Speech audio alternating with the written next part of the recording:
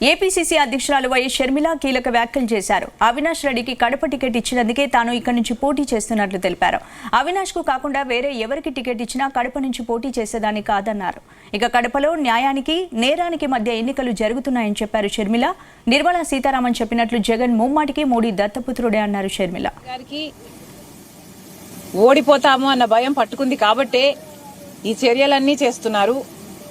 ముఖ్యంగా జగన్మోహన్ రెడ్డి గారు ఈ ఎన్నికల్లో రాజశేఖర రెడ్డి గారి బిడ్డ పోటీ చేస్తుంది అంటే ఎందుకు పోటీ చేస్తుందో జగనన్న గారికి అర్థమైనట్టు లేదు. మళ్లీ చెప్తున్నాం, కేవలం అవినాష్ రెడ్డి గారిని ఎవరైతే సిబిఐ ఛార్జ్ షీట్ లో అక్యూజ్డ్ గా చేర్చిందో, సాక్ష్యాలు ఆధారాలు చూపి అక్యూజ్డ్ గా చేర్చిందో అదే అవినాష్ రెడ్డి గారికి మళ్లీ మీరు ఎంపీ టికెట్ ఇచ్చారు కాబట్టే ఈరోజు రాజశేఖర రెడ్డి బిడ్డ కడప లోక్సభ స్థానం బరిలో ఉంది.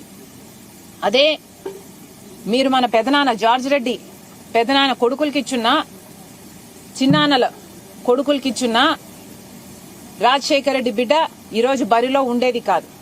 కానీ మీరు మళ్లీ అవినాష్ రెడ్డికే, మన సొంత చిన్నాన్న రక్తం కళ్ళ చూసిన అవినాష్ రెడ్డి అక్యూజ్డ్ అని సిబిఐ ఛార్జ్ షీట్ లో చేర్చిన అదే మనిషికి మీరు ఇచ్చారు కాబట్టే ఈరోజు రాజశేఖర రెడ్డి బిడ్డ ఈ బరిలో ఉంది. అవినాష్ రెడ్డి గారు సాక్ష్యాలు తుడిచేస్తుంటే అమాయకంగా నిలబడి చూశాడట.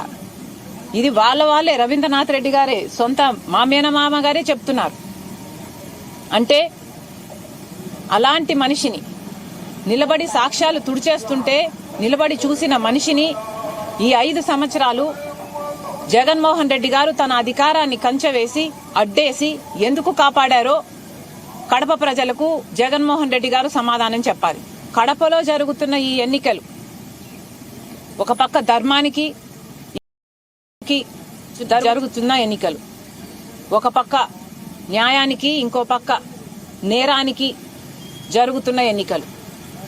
ఈ ఎన్నికల్లో రాజశేఖర రెడ్డి